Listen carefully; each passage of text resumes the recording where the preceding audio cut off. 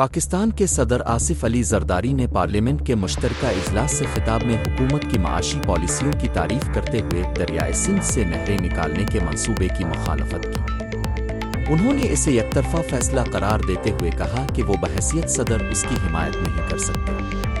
یہ منصوبہ green Pakistan initiative کا حصہ ہے، جس کے تحت چولستان میں کارپوریٹ فارمنگ کے فروغ کے لیے 5000 ایکڑ زمین سیراب کرنے کا منصوبہ بنایا گیا تھا۔ صدر آصف علی زرداری نے اس منصوبے کی منظوری دی تھی، لیکن اب صدر زرداری نے اس منصوبے پر اپنے گہرے تحفظات کا اظہار کر دیا ہے۔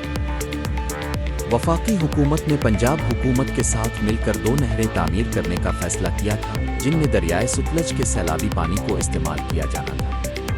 تاہم سندھ حکومت نے انڈس ریور سسٹم اتھارٹی اریسا کی طرف سے جاری کردہ سرٹیفکیٹ کو چیلنج کیا اور موقف اختیار کیا کہ 1991 کے پانی کے معاہدے کے تحت اریسا کو اس طرح کا سرٹیفکیٹ جاری کرنے کا اختیار نہیں۔ سندھ کے ماہرین کا کہنا ہے کہ منصوبے کے تحت چشمہ بینک کینال سے 6 نہریں نکالی جانی تھیں، جن میں سے 4 پہلے ہی مکمل ہو چکی ہیں۔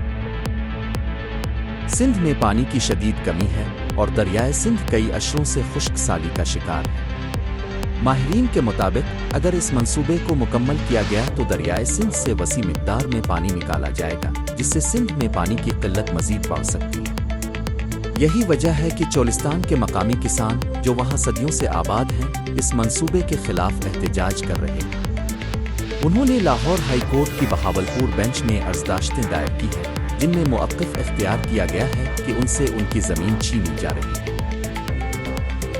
رپورٹس کے مطابق دریائے ستلج کے مختلف مقامات پر پانی کی آمد اور اخراج صفر ہے، جبکہ دریائے راوی، چناب اور سندھ میں بھی پانی کی شدید کمی دیکھنے میں آ رہی ہے۔ اس کے باوجود حکومت پنجاب اس منصوبے کو جاری رکھنا چاہتی ہے۔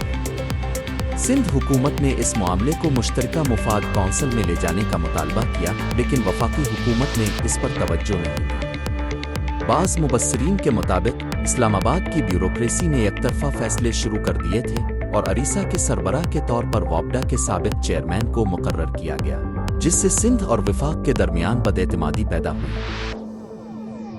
جب مسلم لیگ نون کی حکومت دوبارہ قائم ہوئی تو اس نے اریسا کے ڈھانچے میں تبدیلی کے لیے ایک ترمیمی آرڈیننس تیار کیا، جس کے تحت چیئرمین کا عہدہ وزیر اعظم کی صوابدید پر ہوگا اور ایک تکنیکی کمیٹی پانی کی تقسیم کے فیصلے کرے گی۔ صدر عارف علوی نے اس قانون پر دستخط کرنے سے انکار کیا تھا، جبکہ پیپلز پارٹی نے اس کے خلاف شدید احتجاج کیا۔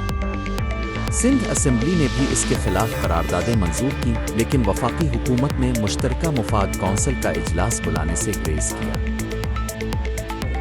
صدر زرداری کے خطاب کے بعد وزیر اعظم شہباز شریف نے بلاول بھٹو زرداری کو افطار ڈنر پر مدعو کیا اور امید ظاہر کی کہ چولستان کنال کا مسئلہ خوش اسلوبی سے حل ہو جائے گا۔ تاہم یہ معاملہ تاحال تنازع کا شکار ہے اور سندھ حکومت مسلسل مطالبہ کر رہی ہے کہ اسے آئینی طریقے سے حل کیا جائے۔ ڈاکٹر توصیف احمد خان کا مکمل آرٹیکل 15 مارچ کے روزنامہ ایکسپریس میں ضرور پڑھیں۔